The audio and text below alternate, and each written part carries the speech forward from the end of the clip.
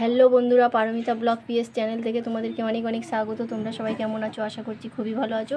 তো চলো, আজকে আমি আবার একটা পেয়ারা মাখার রেসিপি তোমাদের সঙ্গে শেয়ার করব। তো ভিডিওটি স্কিপ না করে প্রথম থেকে শেষ পর্যন্ত দেখতে থাকো আমি কিভাবে বানাচ্ছি। দেখো, এখন গাছের পেয়ারা পাড়া হচ্ছে, পেয়ারা মাখা হবে।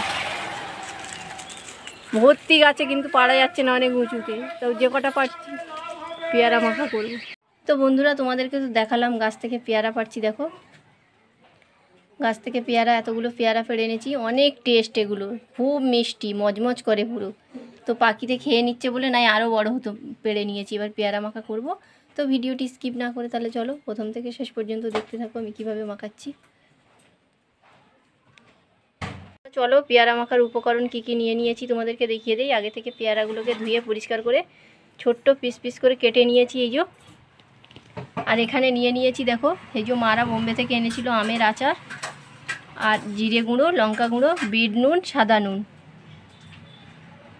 তো আমি কিভাবে মাখাচ্ছি তাহলে তোমরা দেখো, আর কে কে খাবে চলে এসো।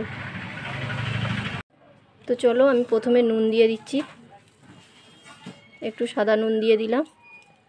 তারপর দিয়ে দেবো বিট নুন,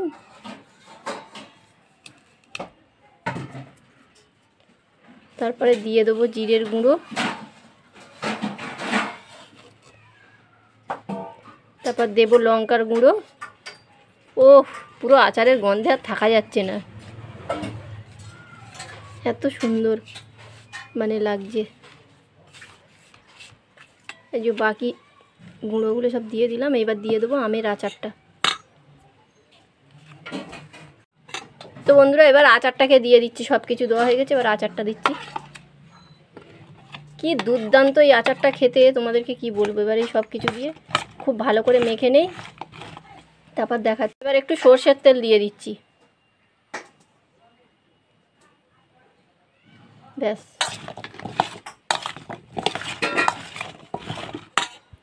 তো বন্ধুরা, দেখতে পাচ্ছ আমার পেয়ারা মাখা পুরো রেডি হয়ে গেছে। কেমন লাগলো অবশ্যই আমাকে কমেন্টে জানাবে। যদি ভালো লেগে থাকে সবার সঙ্গে শেয়ার করবে, লাইক শেয়ার কমেন্ট করবে, পাশের বেল আইকনটিকে ক্লিক করে দেবে এরকম ভালো ভালো ভিডিও সবার আগে পাওয়ার জন্য। তো কেমন লাগলো আমাকে অবশ্যই কমেন্টে জানিও। আর আমি একটা খেয়ে তোমাদেরকে বলছি কেমন হয়েছে আজকে। দুর্দান্ত হয়েছে, দুর্দান্ত বলে বোঝানো যাবে না। তোমরা অবশ্যই বাড়িতে এরকমভাবে একবার ট্রাই করবে। আর খুব তাড়াতাড়ি নতুন একটা ভিডিও নিয়ে চলে আসবো। ততক্ষণের জন্য ভালো থেকো, সুস্থ থেকো, বাই।